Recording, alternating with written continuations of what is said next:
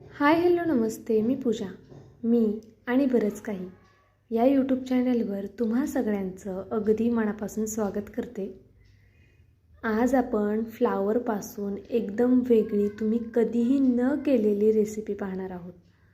Recipe खूप वेगळी आहे, त्याचबरोबर झटपट होणारीसुद्धा आहे, त्याचसोबत एकदम नवीन आहे आणि खरंच खायला खूप छान लागते.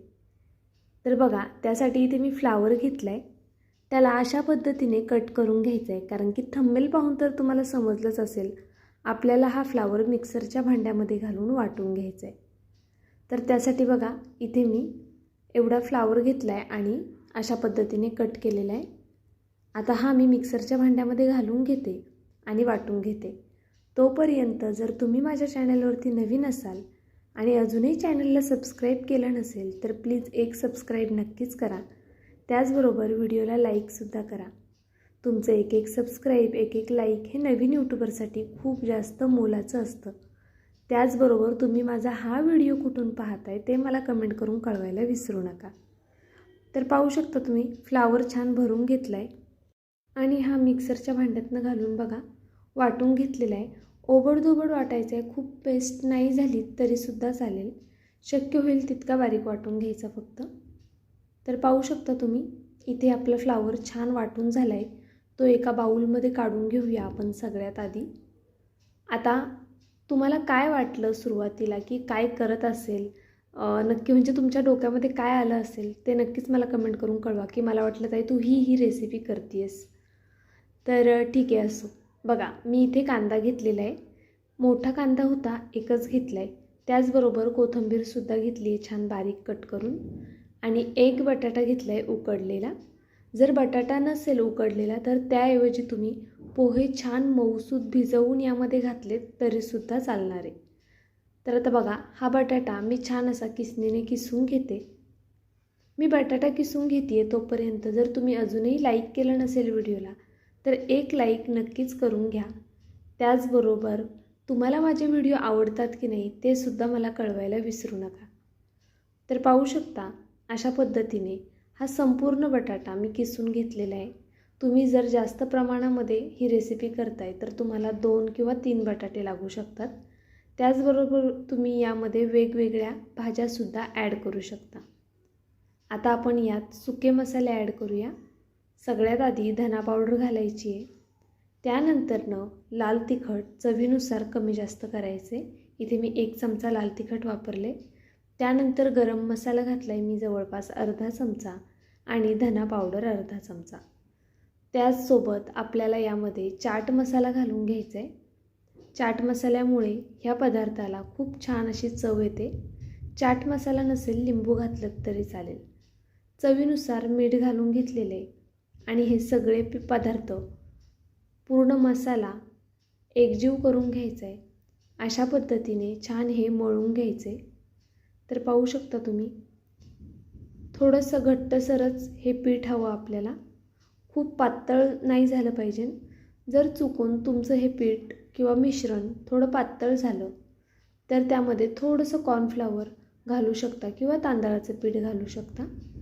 आणि आता पाहू शकता तुम्ही इथे बघा छान हे मळून झालेलं आहे. अशा पद्धतीने ह्याचा गोळा तयार होतो आहे. एक छोटी अशी वाटी तयार करून घेऊया आणि त्यामध्ये चीज घालायचे. हे मॉन्जरेला चीज आहे. तुमच्याकडे जे कोणतं चीज अवेलेबल असेल ते घातलं तरी चालेल किंवा चीज नाही घातलं तरीसुद्धा चालेल.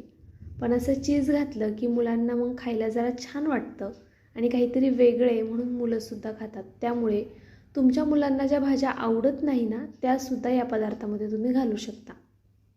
तर पाहू शकता तुम्ही अशा पद्धतीने ह्याला टिक्कीचा आकार द्यायचा आहे आपल्याला आधी. बघा, अगदी हलक्या हाताने करून घ्यायचं आहे हे. आता ह्याला आपण छान टिक्कीचा आकार दिलेला आहे. हे साईडला ठेवून देऊया आणि अजून एक मी तुम्हाला अशाच पद्धतीने करून दाखवणार आहे. त्यानंतरनं मी संपूर्ण हे टिक्क्या बनवून घेणार आहे ह्याच्या. आता ह्या शॅलो फ्राय करायच्या की तळायच्या ते सगळं व्यवस्थित दाखवणार आहे. त्यासाठी व्हिडिओ संपूर्ण पहा. तुम्ही यापूर्वी ही रेसिपी कधीच केली नसेल याची मला गॅरंटी आहे. आणि तुम्ही कधी यापूर्वी ही रेसिपी केली होती का ते तुम्हीसुद्धा नक्कीच मला कमेंटमध्ये कळवा. तर पाहू शकता तुम्ही इथे दुसरीसुद्धा अशी वाटी मी तयार करून घेतली आहे आणि त्यामध्ये अशा पद्धतीने चीज घालायचे. महत्त्वाचं काय आहे की मुलांच्या पोटामध्ये भरपूर भाज्या गेल्या पाहिजे आणि हेल्दीसुद्धा हवं. तर चीज बघा आपण अगदी थोडं घातलं आहे, पण तेच चीज पाहून मुलं खुश होणार आहेत आणि आवडीने हे खाणार आहेत. त्यामुळे नक्कीच थोडंसं चीज घालायला हरकत नाही. तर पाहू शकता तुम्ही अशा पद्धतीने मी छान अशी टिक्की करून घेतली आहे. मी गोल टिक्क्या केल्या आहेत. तुम्हाला हवं तर तुम्ही कोणत्याही आकाराच्या टिक्क्या केल्यात तरीसुद्धा चालेल. आता एक पॅन ठेवायचा आहे. पॅन छान गरम झाला की त्यामध्ये तेल घालून घेऊया. तेलसुद्धा थोडं गरम होऊन द्यायचे आणि त्यामध्ये लगेचच ह्या टिक्क्या अशा पद्धतीने ठेवून घ्यायच्या आहेत.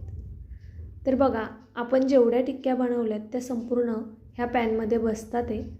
जर तुमचा पॅन छोटा असेल किंवा तुम्ही जास्त प्रमाणामध्ये टिक्क्या केल्या असतील तर 2 बॅचमध्ये तळून घेतल्यात तरीसुद्धा चालेल. आपण शॅलो फ्राय करतो आहे, असं केल्यामुळे तेल कमी लागतं आणि मग खूप तेलकट होणार नाही हा पदार्थ. अगदी व्यवस्थित ह्याला छान असं भाजून घेता येतं. तर पाहू शकता संपूर्ण टिक्क्या मी अशा पद्धतीने ठेवून घेतलेल्या आहेत आणि आता असा थोडा पॅन हलवून तेल सगळीकडे जाईल अशा पद्धतीने बघा हलवून घ्यायचे. म्हणजे मधली जी टिक्की आहे त्यालासुद्धा व्यवस्थित तेल लागलं जातं. आता एक 2 ते 2.5 मिनटं एका साईडनी मीडियम गॅसवरती होऊन द्यायचे. त्यानंतरनं ही टिक्की पलटी करून घ्यायची. आता पलटी करताना हा चमचा असा असल्यामुळे त्याच्यावरनं त्या टिक्क्या सरकत होत्या.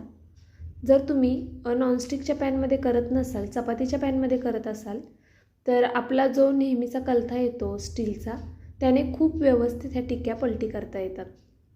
तर पाहू शकता तुम्ही अशा पद्धतीने मी ह्या संपूर्ण टिक्क्या पलटी करून घेणार आहे आणि मग तुम्हाला दाखवते. तर बघा अगदी हलक्या हाताने अशा पद्धतीनेच आपल्याला ह्या टिक्क्या संपूर्ण पलटी करून घ्यायच्या आहेत आणि दोन्ही साईडनी छान खरपूस होईपर्यंत भाजून घ्यायच्या. म्हणजे मग खायला खरंच खूप जास्त छान लागतात. वरचा लेअर कुरकुरीत आणि आतमधून सॉफ्ट अशा ह्या टिक्क्या तयार होतात. त्याचबरोबर यामध्ये चीज आहे त्यामुळे मुलांना तर आवडतंच, पण मुलांसोबत मोठेसुद्धा खूप आवडीने खातात. तर पाहू शकता दोन्ही साईडनी मी छान हे भाजून घेतलं आहे आणि हे पलटी करायला थोडं अवघड जात होतं. त्यामुळे मग एका चमच्याच्या साहाय्याने अशा पद्धतीने पलटी करून घेते. तर पाहू शकता तुम्ही अगदी अशाच पद्धतीने ह्या संपूर्ण टिक्क्या मी पलटी करून घेते पुन्हा आणि मग तुम्हाला दाखवते. दोन्ही साईड व्यवस्थित भाजल्या गेल्या पाहिजे बघा. तर पाहू शकता तुम्ही इथे संपूर्ण टिक्क्या मी छान अशा भाजून घेतलेल्या आहेत आणि आता प्लेटमध्ये जेवढ्या बसतात आहे तेवढ्या काढून तुम्हाला दाखवते. खूप छान होता आणि गरम गरम खायला तर एकदम मस्त लागतात. तर पाहू शकता तुम्ही किती मस्त चीजी असे आपले हे कटलेट किंवा टिक्की तयार झालेली आहे. तुम्ही वरतून ह्याला ब्रेड स्क्रम्ब लावलात तरीसुद्धा चालेल किंवा रवा लावलात तरी चालेल. तर पाहू शकता किती मस्त असा बघा चीज आपलं तुटतं आहे आणि खूप छान झाल्यात. नक्कीच एकदा ट्राय करा. जितक्या चवीला छान आहेत तितक्याच पौष्टिकसुद्धा आहेत. त्यामुळे करायला हरकत नाही असं मला तरी वाटतं. तुम्ही माझा व्हिडिओ संपूर्ण पाहिलात त्याबद्दल मनापासून धन्यवाद. उद्या पुन्हा भेटूया नवीन व्हिडिओसोबत. तोपर्यंत बाय.